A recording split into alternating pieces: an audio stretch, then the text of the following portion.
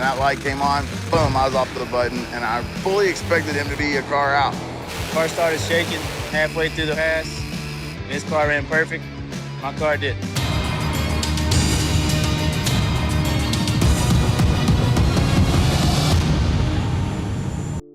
For the drivers of Street Outlaws, every race begins with control, but it doesn't always end that way.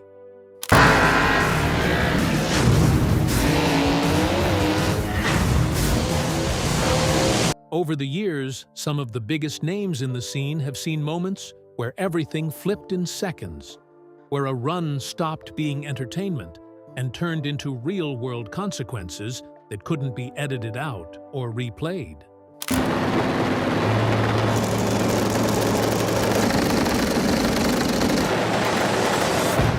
Because on these streets, the danger isn't just losing, it's what happens when things go wrong at full speed, with no margin left to fix it. So what really becomes of these racers when the engines go silent and the aftermath begins? And where are the most familiar faces now, after years of pushing limits that most people wouldn't even attempt? Join us as we unveil where the casts of Street Outlaws are now.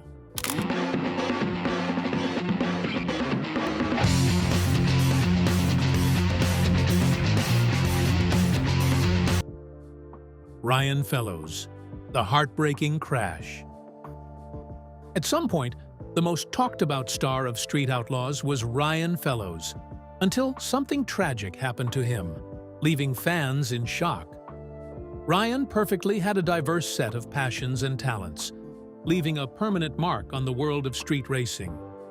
Despite his somewhat mysterious public profile, Ryan's involvement in Street Outlaws offered glimpses of his distinctive racing style and demonstrated his ability to navigate challenges on the track.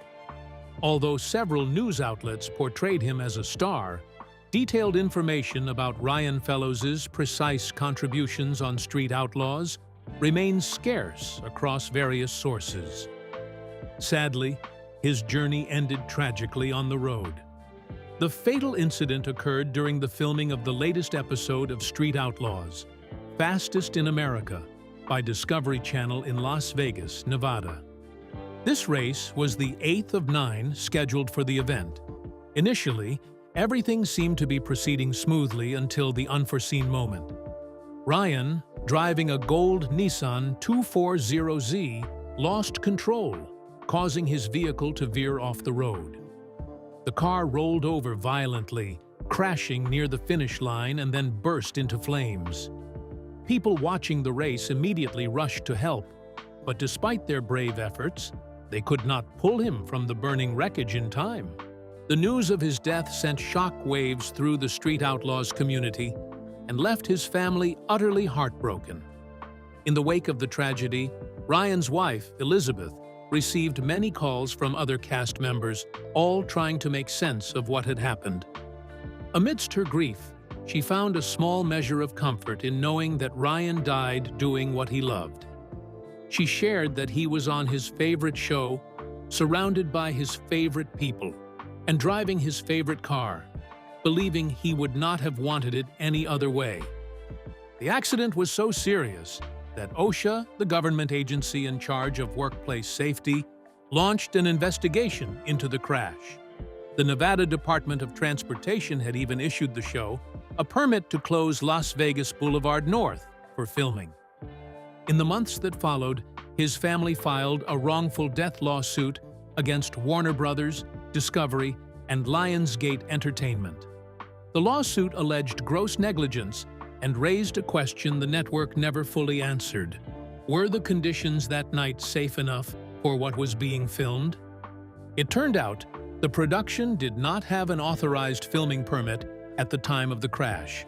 Although they had obtained a permit from the Nevada Department of Transportation to close the road, the broader question of production authorization was what the family's lawyers pursued. They argued that the people responsible for putting Ryan on that road had not done everything they were required to do. And that wasn't the only loss that shook the Street Outlaws family.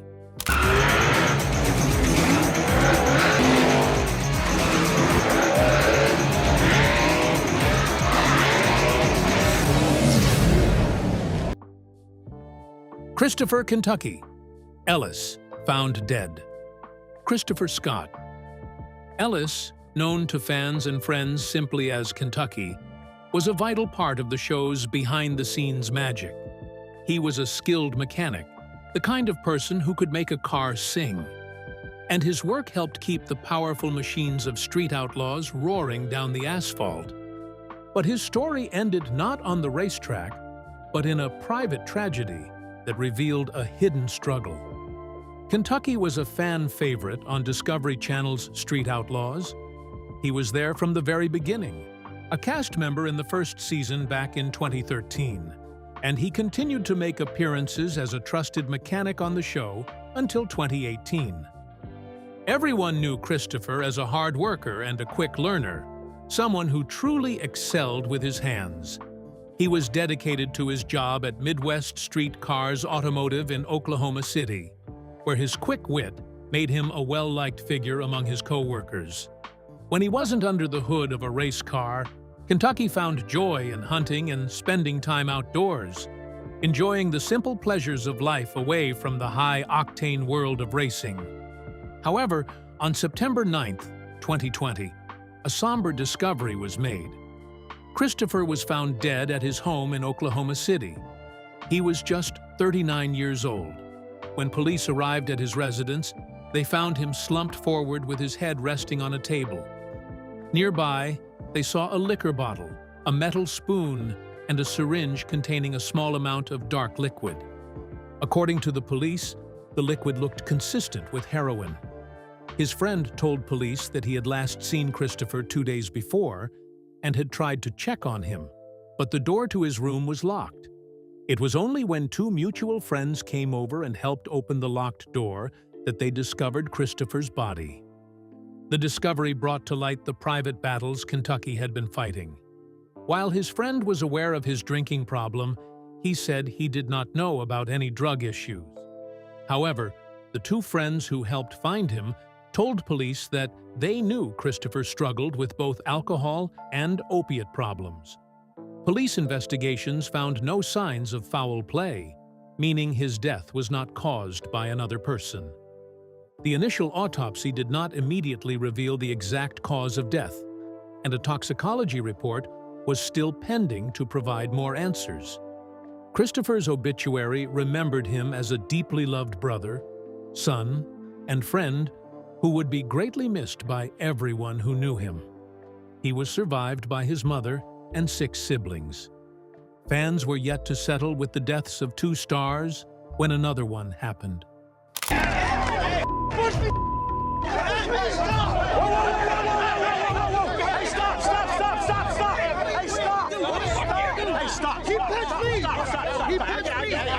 Who punched you? Lizzy Musi, racing with cancer. Everyone was watching the Lizzy Musi race, but there's something they didn't know. She was already dying. While she was entertaining fans, she had been diagnosed with triple-negative stage 4 breast cancer, one of the most aggressive forms of the disease, and she told almost nobody.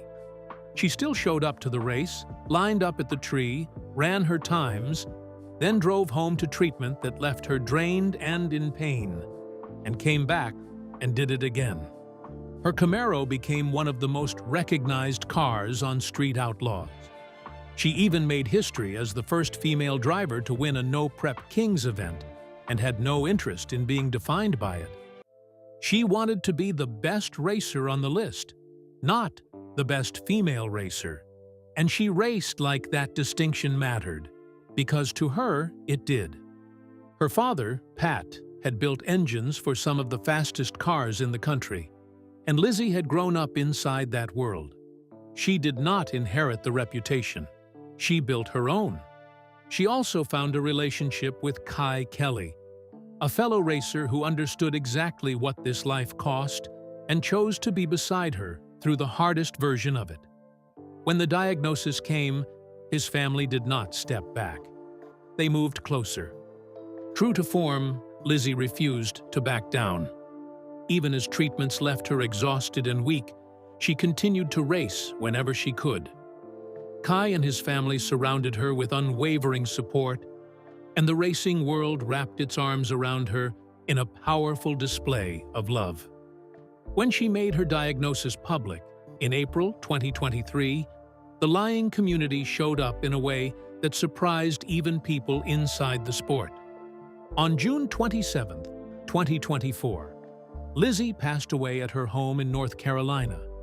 She was just 33 years old. The racing world mourned her like the pioneer she was. Yet even after all of this, danger still followed the cast. All right, Daddy! Yeah! 2020 Daily Grind champion. Farm Truck Nation put this race on. It was the best time I've had, hands down. Daddy Dave. Daddy Dave appeared in the first season of the show in a 1926 GMC Sona S10 pickup. His goal was to make it to the list, which would comprise the 10 fastest Oklahoma street racers.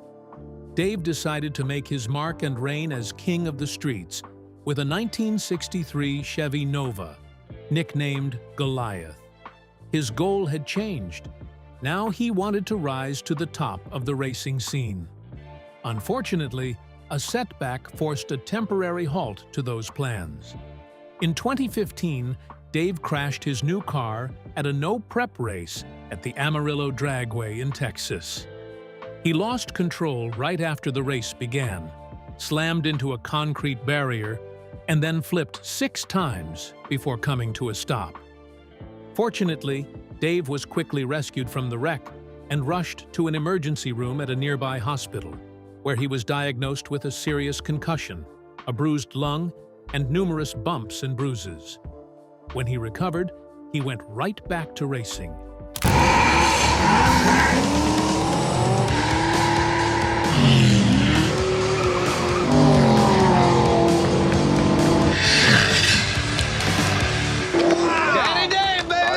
Since his beloved car was out of commission, he drove a Chevrolet Corvette from Henson Racing Engines. He competed in the Shark Pool to rank higher on the list again. Daddy Dave reached the #1 spot, but he decided to drop out because he wanted to be on top with his own car.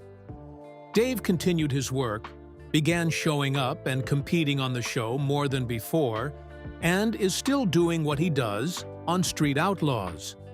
Some cast members have brushes with death, and for some, the law became part of the story. What happens when the outlaw part of Street Outlaws becomes a little too real for its stars?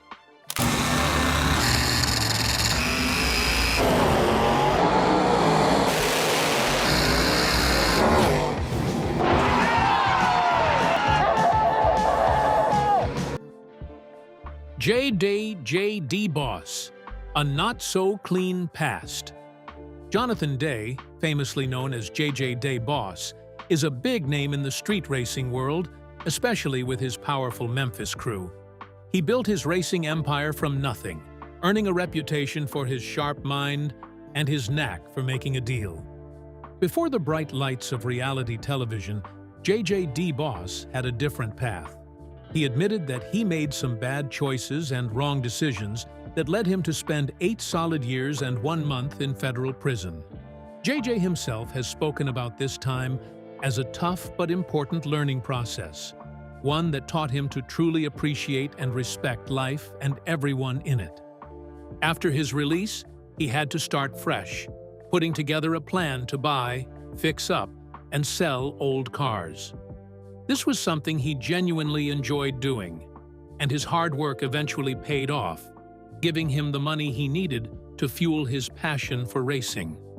This dedication ultimately propelled him onto the national stage, making him the iconic figure he is today. But a shocking incident during the filming of Street Outlaws occurred, leading to a major lawsuit that brought his legal troubles into the spotlight. A married couple, Chad and Jenny Larkin, claimed they were violently attacked by JJ and a member of his team, Bounty Hunter. Chad Larkin later said he truly believed that the Street Outlaws crew was trying to kill him and that he feared for his life at that moment.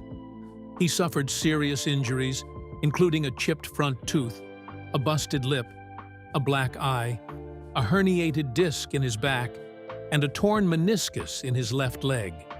His wife, Jenny, also claimed to have suffered physical and emotional injuries when a female member of the Memphis Street Outlaws attacked her as she tried to help her husband.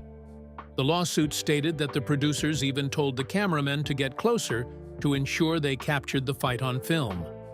The Larkins believed that the producers were actively seeking sensationalistic trash, likely to result in violence, to boost the show's ratings. A month after the incident, JJ was arrested and charged with aggravated assault. He was released after posting a $30,000 bond. The legal battle is still unfolding. Chad Larkin's claims were sent to arbitration, meaning they would be settled outside a traditional courtroom, while Jenny Larkin's claims were allowed to proceed in court. The lawsuit sought a staggering amount of money, over $10 million in damages. JJ wasn't the only cast member to stand on the opposite side of the law, though.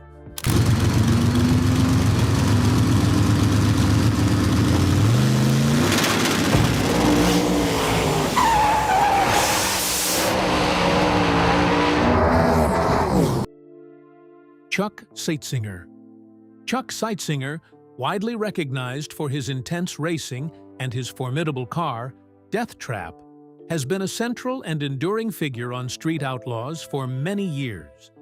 He is celebrated for his fierce competitive spirit and his storied history in drag racing.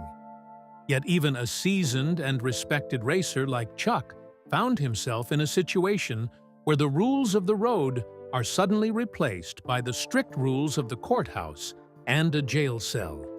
Chuck's journey into the adrenaline-fueled world of high-speed competition began the moment he was old enough to grip a steering wheel, tearing up the asphalt during his senior year of high school. His talent was quickly recognized.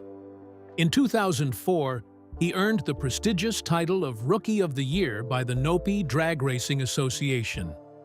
He didn't stop there, going on to win the highly competitive Nitrous Express P4 Xbox Cup Championship in the four-cylinder division. However, the Street Outlaws community was taken by surprise when news emerged that Chuck had spent time in jail. While the exact details of the charges have not been fully revealed in all public records, it was reported that his incarceration stemmed from a physical altercation, specifically for fighting someone. Online discussions among fans and others also hinted at Chuck having anger issues and possibly struggling with substance use, though these specific claims remain unconfirmed by official charges.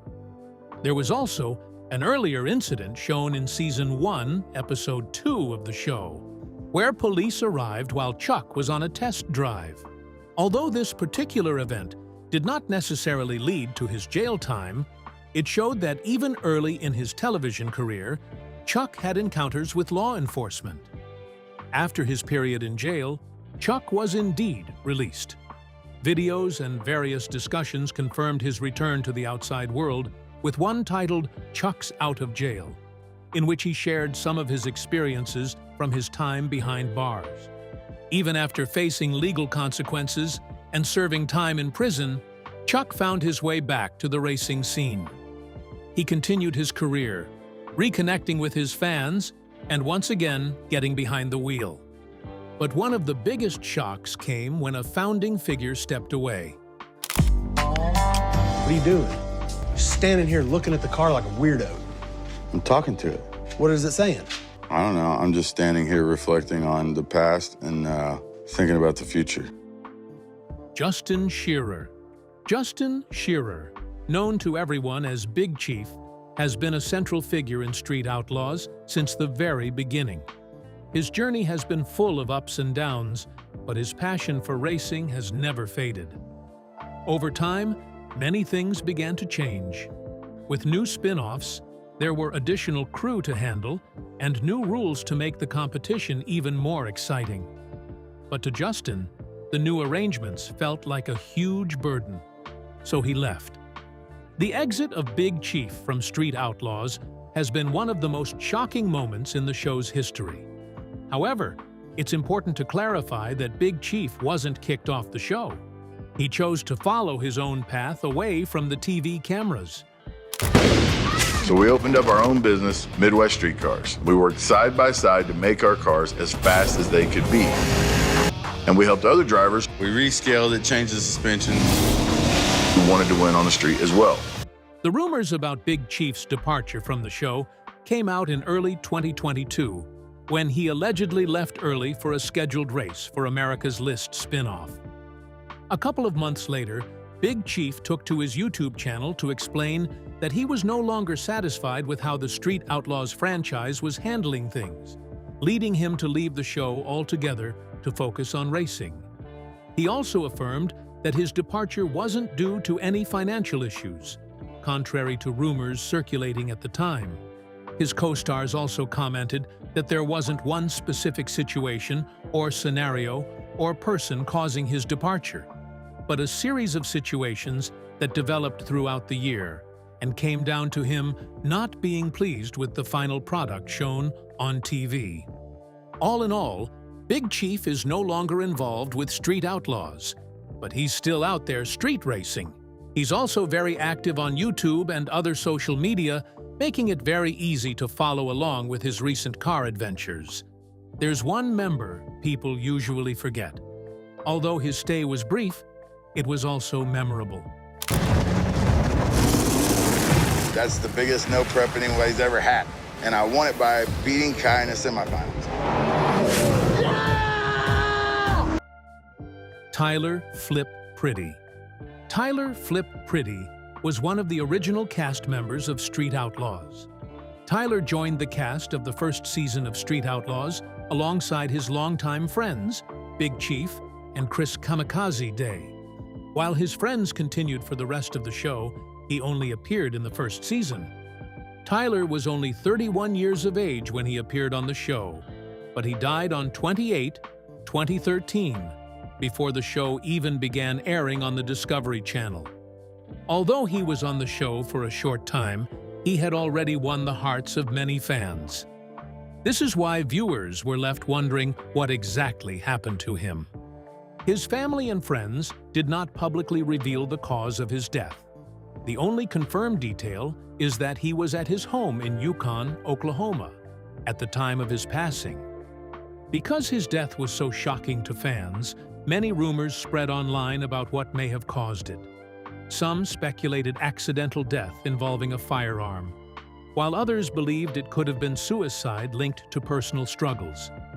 However, none of these claims were ever confirmed. Even though more than a decade has passed, the real reason behind his death remains unknown. His friends and fans still remember him as an important part of the show. Do you think street racing should be banned completely? And will Street Outlaws ever be the same after these losses? Share your thoughts with us in the comments section. Remember to like, share, and subscribe for more. Also, click the next video showing on your screen. You will enjoy it.